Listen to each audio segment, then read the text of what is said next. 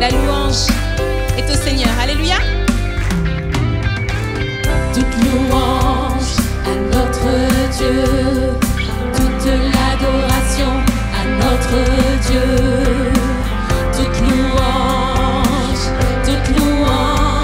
à notre Dieu. Chante alléluia à notre Dieu. Gloire et alléluia à notre Dieu. Toute louange à notre Dieu. Toute louange à notre Dieu. Toute l'adoration à notre Dieu. Toute louange à notre Dieu.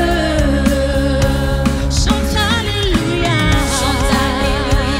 à notre Dieu. Gloire et alléluia à notre Dieu.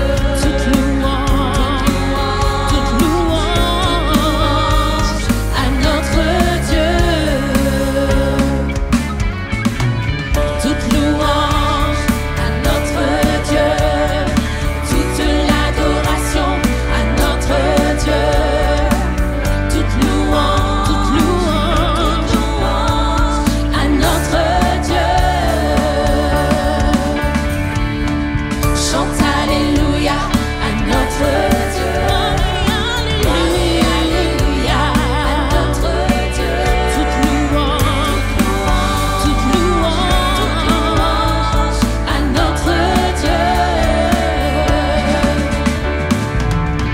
Dieu mon sauveur, Dieu guérisseur, Dieu mon libérateur. Oui tu es, Dieu mon sauveur, Dieu guérisseur, Dieu mon libérateur. Oui tu es, Dieu mon sauveur, Dieu guérisseur, Dieu mon libérateur. Oui tu es,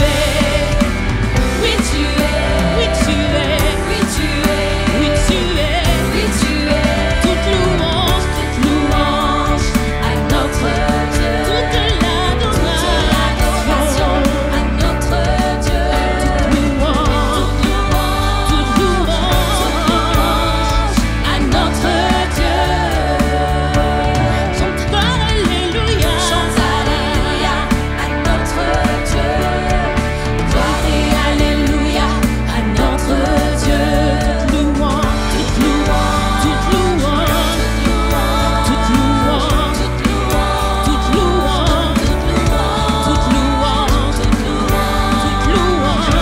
louange à notre Dieu.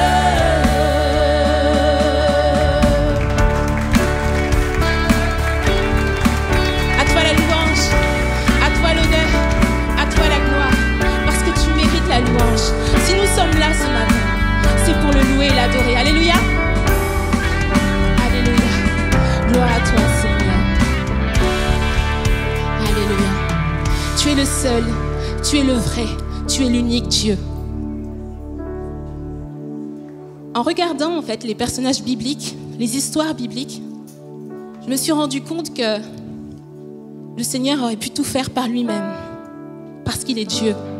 Il n'a pas besoin de nous, mais il a choisi de nous utiliser. Il a choisi d'accomplir son œuvre au travers de nous. Qu'on puisse réaliser ce matin qu'il est grand, qu'il est tout-puissant, qu'il est incomparable, qu'il est inébranlable, et ça pour l'éternité. Alléluia. Est-ce qu'on peut déclarer ensemble qu'il est le seul Dieu? Alléluia.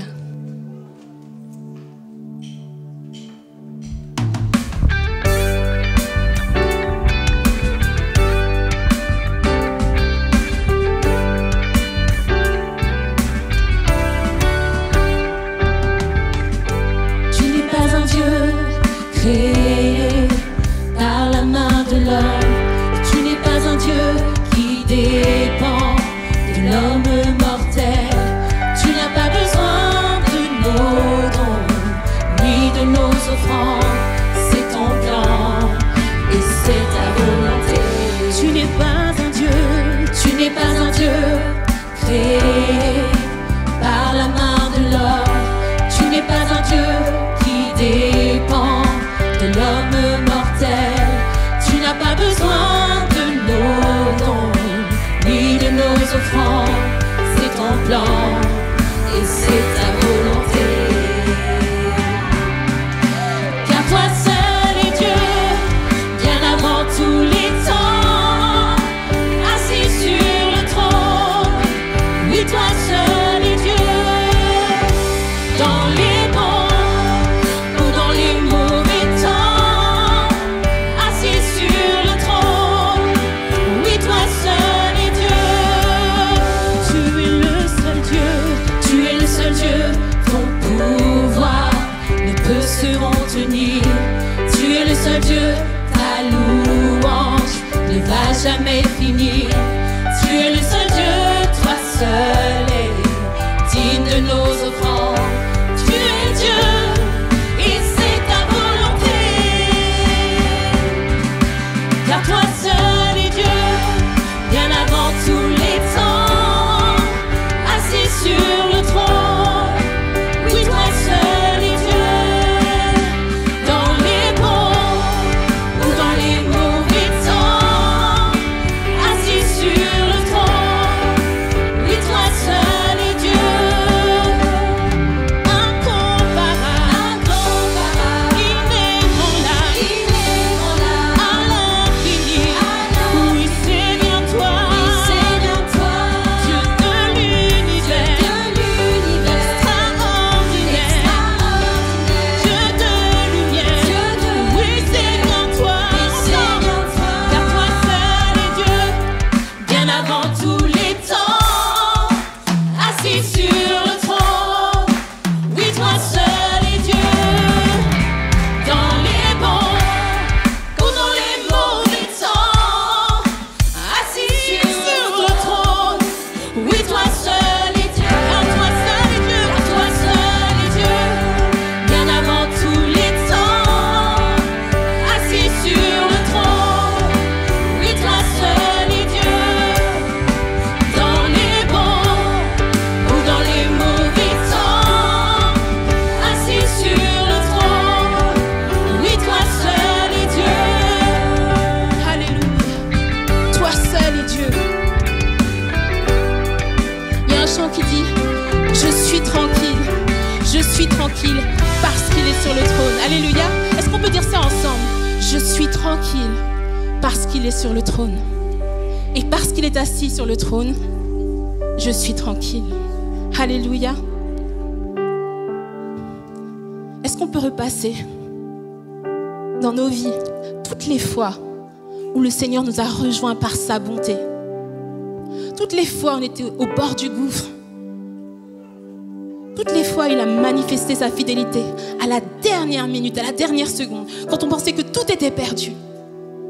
Est-ce qu'on peut déclarer encore ce matin que sa bonté est sans pareil. Sa bonté se renouvelle chaque matin. Alléluia. Est-ce qu'on croit de tout notre cœur? Sa bonté se renouvelle chaque matin. Alléluia. Gloire à toi, Seigneur.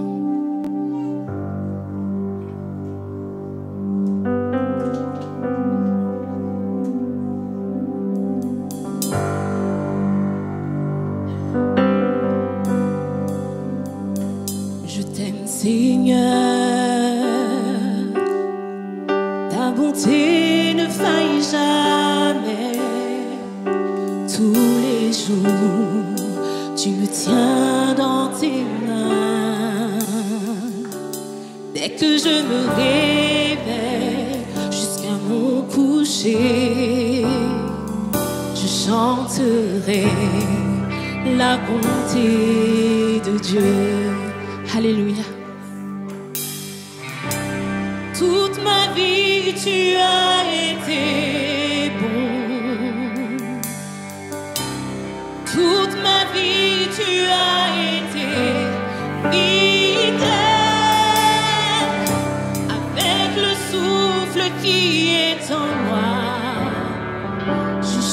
chanterai la bonté de Dieu. J'aime ta voix, tu me conduis à travers le feu, dans les nuits noires, tu restes auprès de moi. Je te connais comme un père et comme un ami, et j'ai vécu dans la bonté de Dieu. Toute ma vie, Seigneur, toute ma vie, tu as été bon. Toute ma vie, Jésus, toute ma vie, tu as été fidèle. Avec le souffle qui est en moi, je chanterai la bonté de Dieu. Toute ma vie, Seigneur, toute ma vie, tu as été bon. Toute ma vie, Jésus, toute ma vie, tu as été fidèle. Avec le souffle qui est en moi, je chanterai la bonté de Dieu. Alléluia. Ta bonté court après moi. Ta bonté court après moi. Je répands ma vie, je te la confie. Oui, je te donne tout. Ta bonté court après moi. Oui, ta bonté court après moi. Alléluia. Ta bonté court après moi. Je répands ma vie, je te la confie. Je te donne tout. Ta bonté court après moi.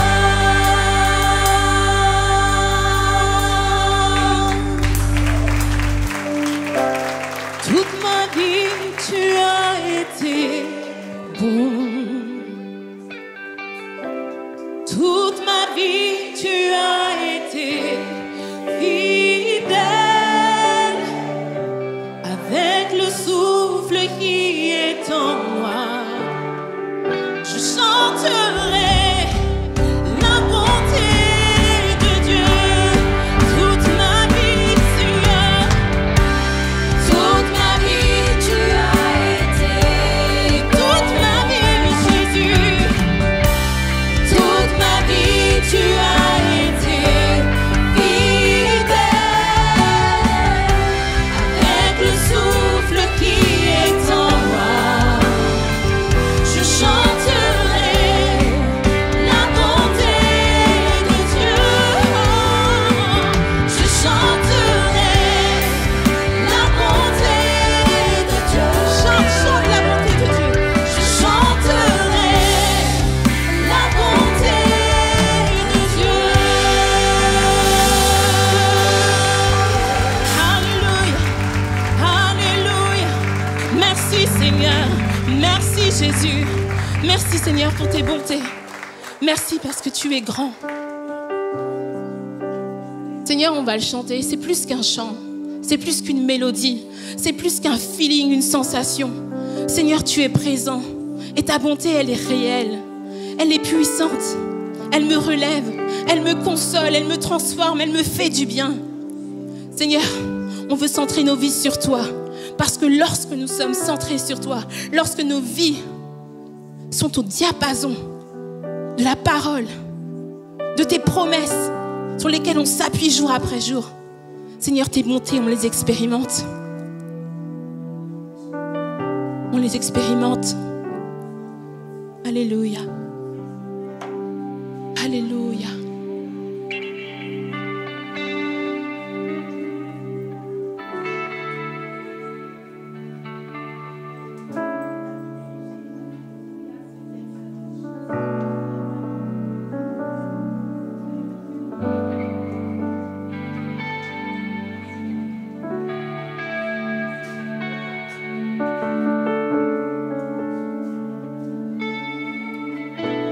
Maintenant, sentez-vous libre d'élever la voix devant votre Seigneur, votre Dieu, celui qui a été bon envers vous.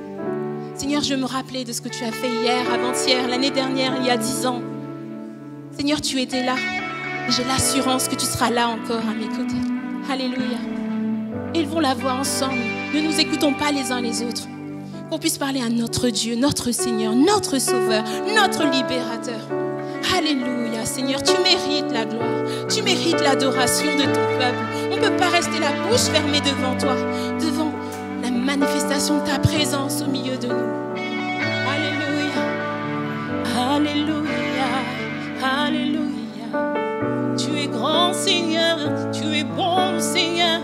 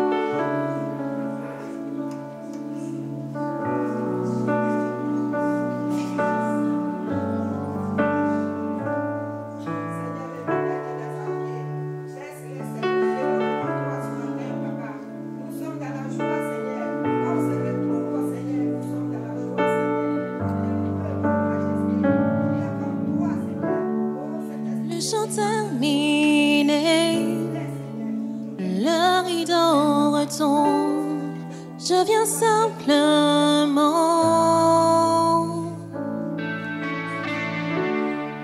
porter mon offrande, car j'ai le désir de réjouir ton cœur. J'apporte plus qu'un beau chant, chanter ne suffit pas pour répondre à ton appel. Les apparences sont trompeuses, tu vois bien au-delà. Oh Dieu, tu sondes mon cœur. Je reviens au cœur de la louange, tout est centré sur toi, centré sur toi, Jésus. Oui, je renonce à tous mes faux semblants, tout centré sur toi, centré sur toi, Jésus.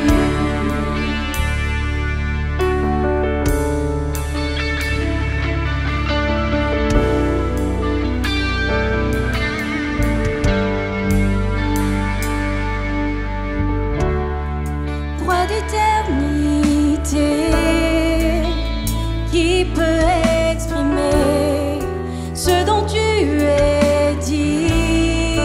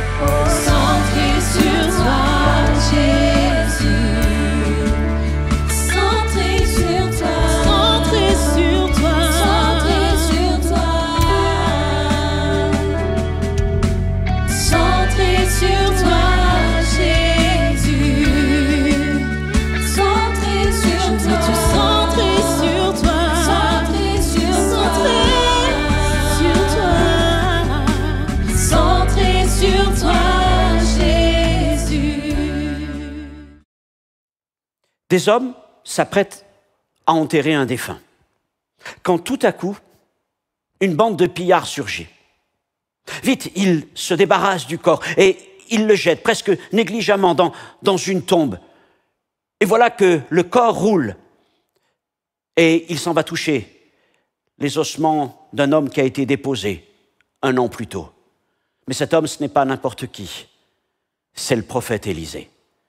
Et au moment où ce cadavre vient toucher les os d'Élisée, sans parole prophétique, sans action particulière, voilà que cet homme reprend vie. Un miracle inattendu. Un miracle qui dépasse tout ce que nous pouvons imaginer. As-tu déjà eu le sentiment qu'une situation de ta vie était comme morte et enterrée? Peut-être un rêve que tu avais pour Dieu, un appel qui te semblait évident, une relation, une saison de ta vie, et avec le temps passant, tu as fini par le déposer quelque part, voire même sous la pression de certains événements, à t'en débarrasser rapidement. Tu as déposé tout cela comme si tu le mettais dans un tombeau. Peut-être que tu ne sais même plus trop où ces choses ont pu arriver. Tu as tourné la page. Tu as enterré le souvenir, fermé le livre. Mais vois-tu, ce que tu crois complètement perdu, Dieu peut encore le toucher.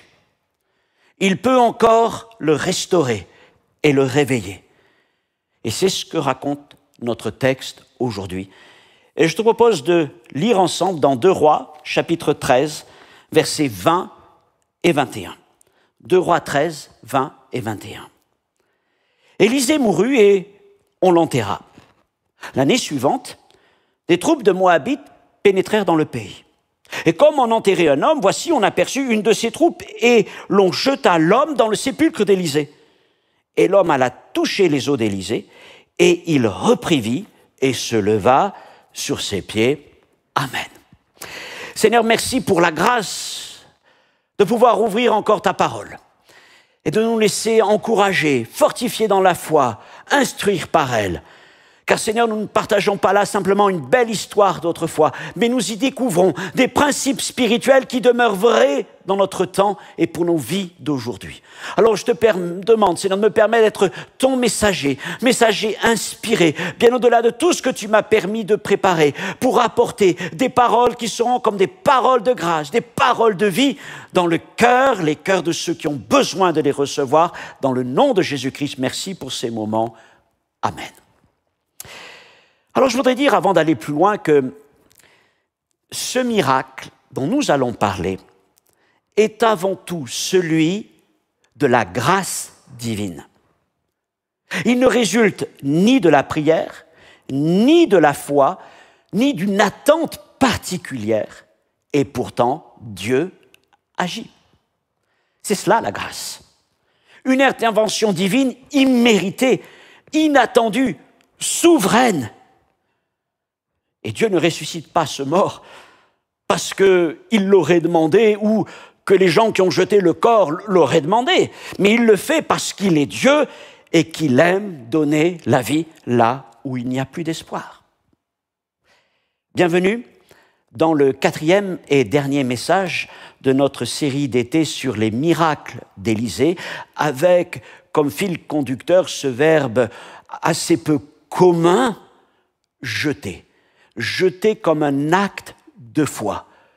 Jeter, non pas doser, non pas mesurer, mais abandonner, sans garder, sans regarder, en faisant totalement confiance à Dieu. À chaque fois, dans les 3 premiers messages, quelque chose a été jeté. Quelque chose de simple. Du sel, de la farine, un bout de bois. Quelque chose a été abandonné. Et à chaque fois, un miracle, une restauration, une purification. Il y a eu le sel jeté dans l'eau de Jéricho pour assainir la source, la farine jetée dans le pot pour neutraliser le poison, le bois jeté dans le fleuve pour faire remonter le fer. Et aujourd'hui, nous avons un dernier jeté, pas un objet, mais un homme mort. Un homme jeté presque négligemment, dans une tombe. Qu'y a-t-il de plus irrémédiable que la mort? L'eau amère, c'est une chose, la soupe empoisonnée, c'en est une autre, le fer au fond de l'eau encore, mais la mort.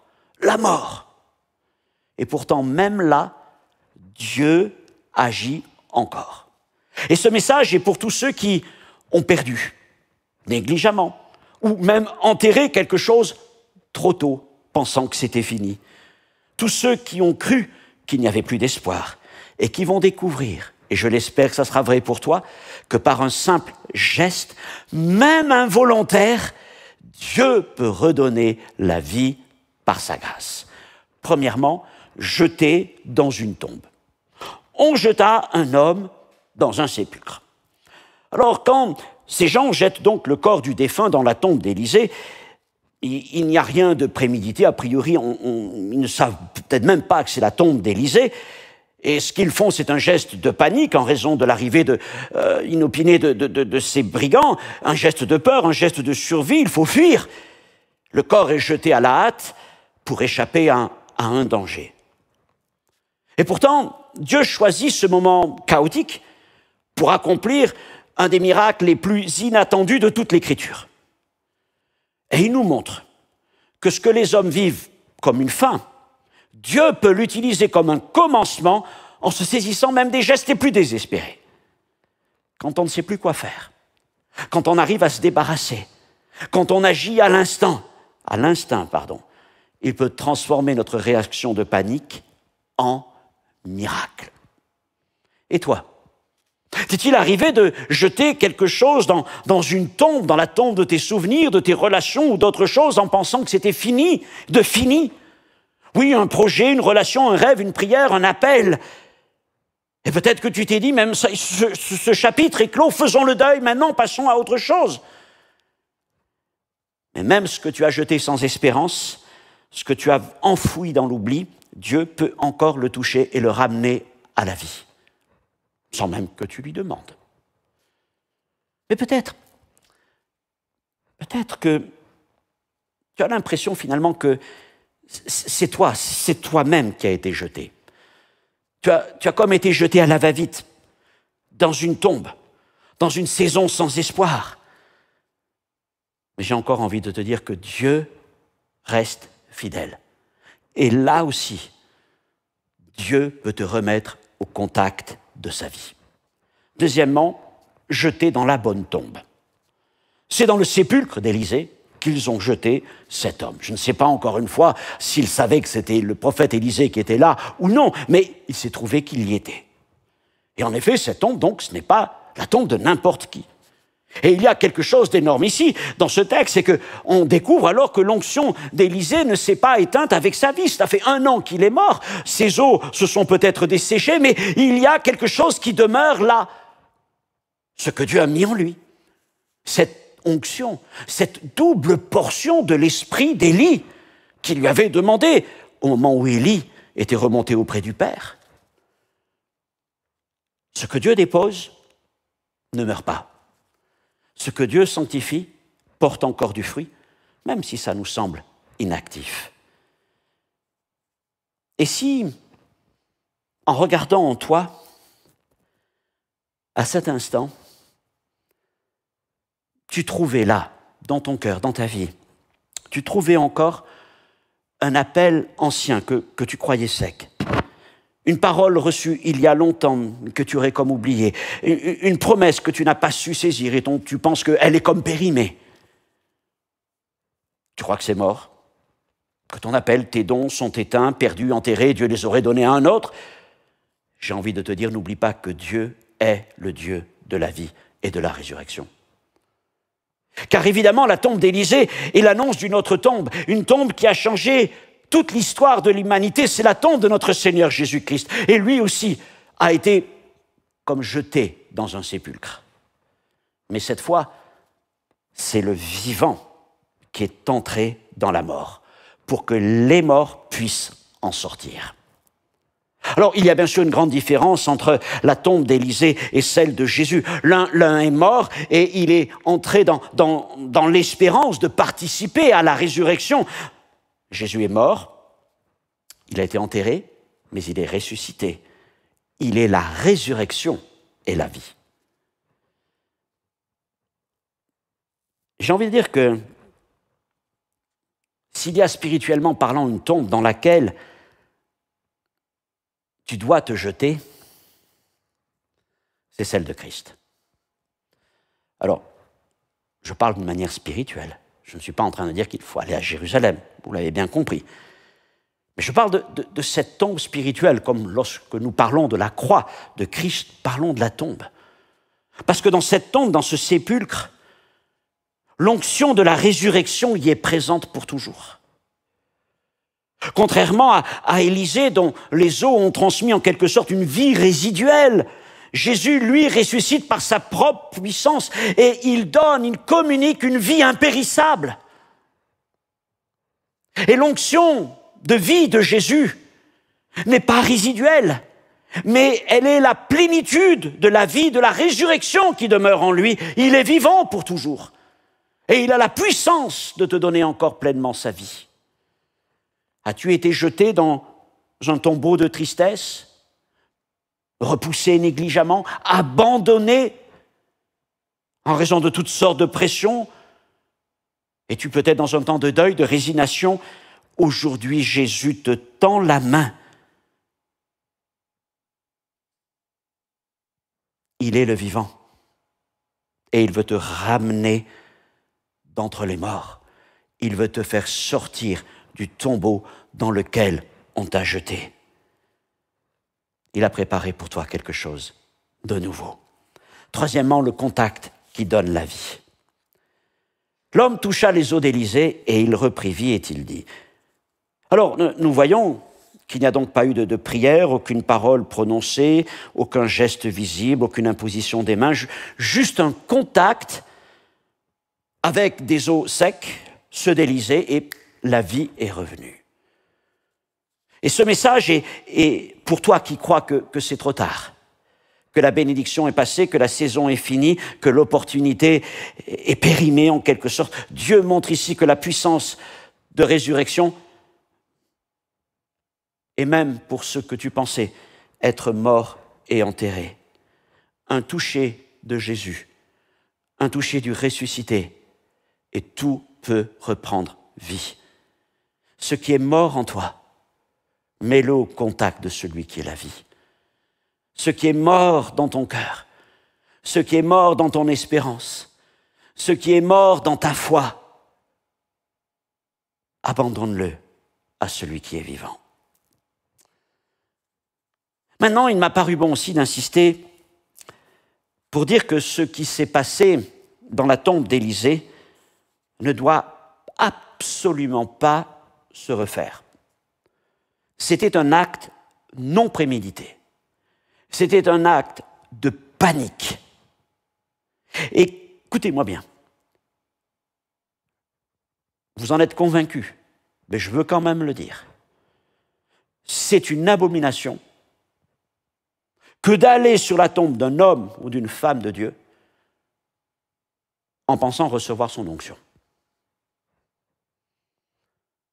Et j'en tiens pour preuve que Dieu a fait en sorte que les corps de Moïse et d'Élie soient inaccessibles pour les hommes. Moïse, Dieu l'a pris, on ne sait pas où il a été enterré.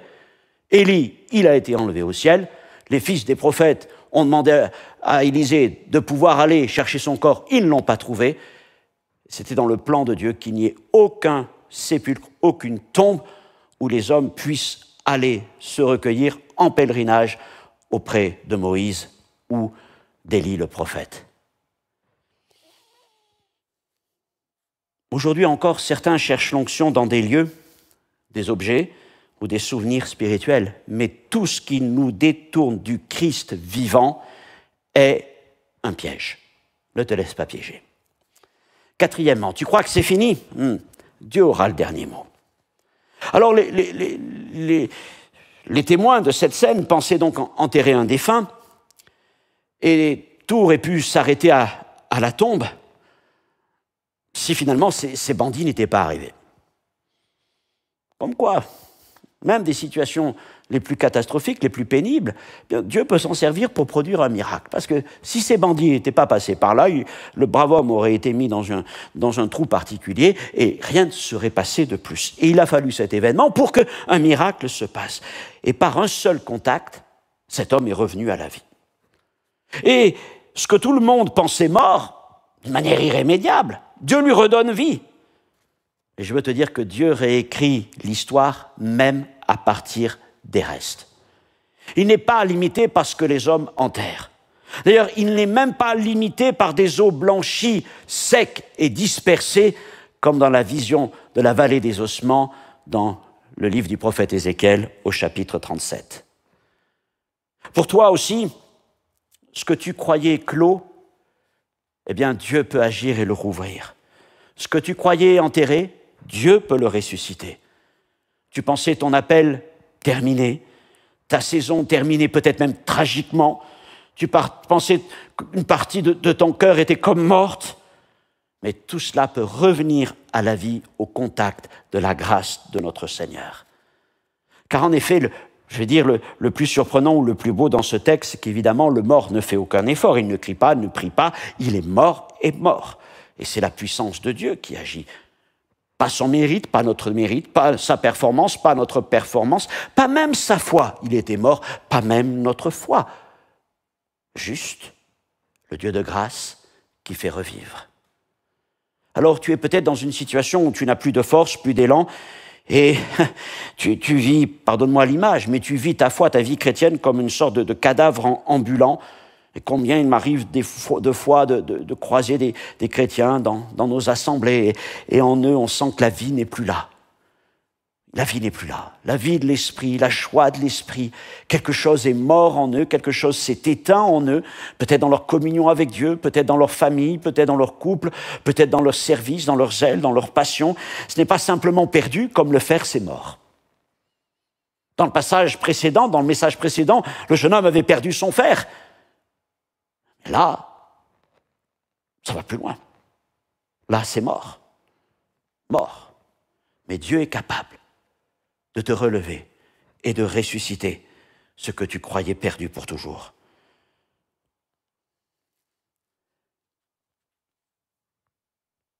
Dieu ne nous demande pas de comprendre comment il va procéder. Il n'a pas demandé aux gens de Jéricho de comprendre comment Élisée avait, en jetant le sel dans les eaux, à aller purifier les eaux. Il n'a pas demandé aux gens de Gilgal de comprendre comment, avec la farine, l'eau allait être, la soupe allait être purifiée du poison. Il n'a pas demandé aux jeunes hommes des fils des prophètes d'expliquer comment le fer allait surnager. Et le Seigneur ne te demande pas d'expliquer, de comprendre comment les choses qui sont mortes en toi, Dieu va les faire revivre. C'est le miracle de la grâce. La seule chose que Dieu te demande, c'est de te laisser toucher. Comme le mort est entré en contact avec Élisée, il n'a rien fait de plus que cela, il était inerte, incapable. Ce qui n'a pas empêché Dieu de le ressusciter. Ce que Dieu te demande, c'est de venir avec tout ce qui est mort en toi jusqu'à Jésus. Et là, de te laisser toucher par lui. De venir au contact du Seigneur.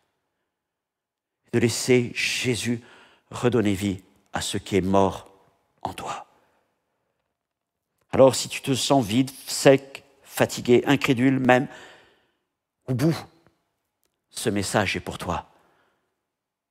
Jésus est la résurrection et la vie.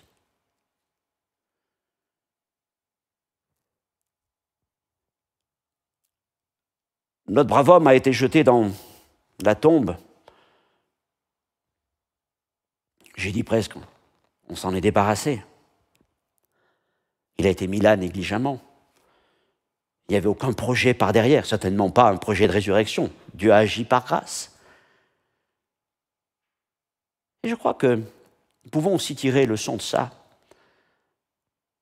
en disant que tout en nous appuyant sur la grâce de Dieu, nous pouvons avancer par la foi. Parce que peut-être il y a encore en toi suffisamment de cette communion avec le Seigneur pour dire « Je crois en toi, Jésus. Je crois que tu es la résurrection et la vie. Ma foi est fatiguée, ma foi est faible, mais j'ai suffisamment encore de foi pour jeter ce que je crois mort entre tes mains. » Si tu as juste cette petite portion de foi, cette petite flamme qui brûle encore, alors confie-la au Seigneur. Dieu peut agir par grâce et il se plaît à répondre à la foi de ceux qui se confient en lui, même si cette foi est toute petite. Mais si tu crois que Jésus est ressuscité et qu'il y a en lui la puissance de la vie, alors jette, sans doser, sans mesurer, sans compter, sans garder, sans regarder, jette simplement ce qui est en toi, ce que tu crois mort, dans les mains de Jésus-Christ. Je veux finir aussi par cette pensée, je ne veux pas l'oublier, que le tombeau du Seigneur, c'est aussi un tombeau de transformation.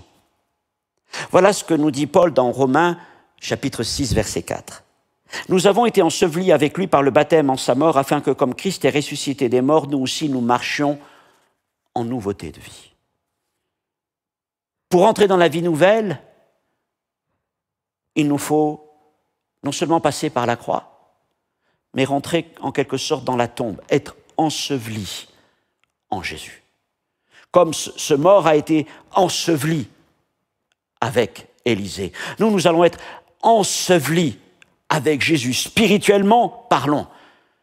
Et le moment de cet ensevelissement, le moment initial, c'est celui du baptême. Mais le baptême, ce n'est pas simplement un souvenir d'un temps passé. Un baptême, c'est un engagement de chaque instant, un rappel de chaque jour, où nous disons, Seigneur, encore aujourd'hui, je meurs en toi pour revivre en toi. Encore aujourd'hui, je suis mort en toi afin de revivre encore pleinement en toi et de marcher en nouveauté de vie avec toi. Il y a des choses qui doivent mourir en Jésus. Et il y a des choses que tu dois déposer de toi dans cette tombe. Il y a des choses qui sont mortes en toi et que tu dois mettre au contact de celui qui est ressuscité. Et il y a des choses qui en toi sont vivantes et qui devraient mourir en Jésus afin de renaître d'une nouvelle manière. C'est ainsi la complexité de l'homme. Trop souvent, ce qui devait être vivant est mort et ce qui devait être mort est vivant. Mais tout cela, nous l'amenons à Jésus, nous l'amenons à la tombe. Et nous disons, Seigneur, en toi, ce qui est vivant et qui doit être mort, meurt, afin de revivre d'une nouvelle manière. Et ce qui est mort, je le dépose en toi, afin qu'il revive aussi. Et le Seigneur veut te transformer, il veut nous transformer. Es-tu prêt? Es-tu prêt à te jeter dans la tombe de Jésus-Christ? Es-tu prêt à te jeter tout entier? C'est un acte de foi. Amen. Nous arrivons au bout de ces 4 messages. Je voudrais simplement faire une synthèse. 4 messages donc avec ce fil conducteur particulier, ce verbe « jeter ». Et nous avons parlé de ces 4 moments du ministère d'Élisée, Jéricho, où du sel est jeté dans les eaux amères. Et là, ce texte nous montre que Dieu guérit ce qui est corrompu jusqu'à la source. Et ce texte nous rappelle que même ceux qui ont tout pour mener une vie agréable, c'est peut-être ton cas. Pour autant, en creusant, il n'y a qu'amertume et stérilité, parce que les sources sont mauvaises. Et nous avons vu que Dieu ne veut pas simplement purifier les eaux, mais il veut purifier la source même de ton être, ton cœur. Et il veut jeter sa grâce, son sel, sa grâce, là où l'amertume abonde.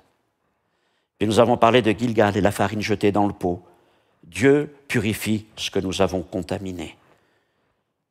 Dans un temps d'insatisfaction, tu as voulu relever le goût de ta foi, de ta vie chrétienne, avec des ajouts extérieurs sauvages, des ajouts humains, spirituels, et tu t'es rendu compte que c'était du poison. Mais Dieu veut jeter à nouveau sa parole pure dans ta vie pour neutraliser les effets du poison. Nous avons parlé du Jourdain, le bois jeté dans l'eau.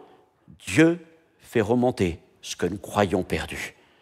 Tu as perdu ton tranchant, ta puissance, une dimension de ton appel, de ton zèle, de ta passion. Le bois symbolise la croix. Et ce que tu crois définitivement tombé, perdu, oublié, peut remonter par un simple acte de foi obéissante. Et puis, aujourd'hui, nous avons fini avec la tombe. Et cet homme jeté dans la tombe d'Élisée. Et nous avons vu que Dieu ressuscite ce que nous avons cru mort. Ce rêve que tu as enterré, cet appel que tu as abandonné, ce pan de ta foi que tu croyais éteint, même ce que tu as jeté sans foi, sans attente, d'une manière négligente en disant « c'est fini, je laisse tout ça de côté, j'abandonne tout cela, ça ne me concerne plus ». Voilà que Dieu le fait revivre. Surprenant, non? Mais Dieu agit comme ça s'il le veut, par sa grâce, parce qu'il a un plan avec ta vie. La leçon finale de tous ces messages, le miracle est parfois aussi simple que jeter. Tu aurais pu dire que ce verbe « jeter » met en évidence la puissance du miracle. Comme je le disais, oui, le verbe « multiplier », le verbe « fructifier », mais le verbe « jeter », jeter. Jeter, c'est confier à Dieu ce qui nous dépasse, ce qu'on ne maîtrise plus. C'est un véritable geste de foi qui consiste à perdre pour retrouver. Voilà donc pour ces 4 messages. J'espère qu'ils auront pu t'encourager. J'espère aussi qu'ils vont t'amener à relire ce livre, ce 2e livre des rois, pour y découvrir dans les 13 premiers chapitres tout le ministère magnifique d'Élie, puis celui d'Élisée, et à travers cela te faire du bien dans la foi. Mais je veux revenir pour terminer à notre message d'aujourd'hui. Nous avons parlé de ce que nous croyons mort, de ce que nous avons peut-être rejeté, négligé, abandonné, mais qui est revenu à la vie. C'est peut-être toi-même aussi qui as comme été négligé, et Dieu veut te ramener à la vie. Voilà ce que le Seigneur est capable de faire. Voilà le message d'espérance que je voulais partager avec toi, de la part du Seigneur. Et si ce message vient chercher ton cœur, vient résonner en toi d'une manière ou d'une autre, alors je voudrais prier avec toi, si tu le permets. Seigneur notre Dieu, notre Père, tu nous as donné le prince de la vie. Jésus est la résurrection et la vie. Et ce qui est mort reprend vie à son contact. Seigneur, merci. Merci parce que, Seigneur, en venant au contact du prince de la vie, je crois qu'en ce moment, des choses sont en train de remonter à la vie. Une foi nouvelle, une passion nouvelle, un désir, peut-être aussi, Seigneur, un amour pour une épouse, pour un époux, pour ton Église, une vision, une promesse. Je ne sais pas, Seigneur, mais je sais que tu ressuscites ce que l'on te confie. Seigneur, si quelqu'un en ce moment est en train de jeter quelque chose dans cette tombe de la résurrection, alors je te prie d'accomplir ce miracle. Et si quelqu'un a le sentiment de vivre déjà dans une tombe, d'avoir été négligé, abandonné, je te prie, toi, le Seigneur de la vie, de venir le visiter. Un jour, oui, un jour, tu ressusciteras ceux qui sont morts dans la foi. Mais dès aujourd'hui, je veux croire que d'une certaine manière, la trompette de Dieu, la voix de l'archange peut retentir dans un cœur maintenant et te dire, voilà, tu étais mort, et maintenant tu reviens à la vie. Ce que tu croyais mort revient à la vie. Seigneur, que ta parole soit cette trompette qui retentisse dans nos vies maintenant, dans le nom de Jésus-Christ. Amen. Mes amis, mes frères et sœurs, Merci de m'avoir suivi pour ces 4 messages de notre série d'été, puisque comme c'est l'été, je vous souhaite, si vous êtes en vacances, les meilleures vacances dans le Seigneur Jésus-Christ. Si vous êtes à votre travail, que Dieu vous renouvelle, vous fasse du bien, et ensemble, nous continuons à avancer plus loin dans le chemin de l'Évangile. Au revoir.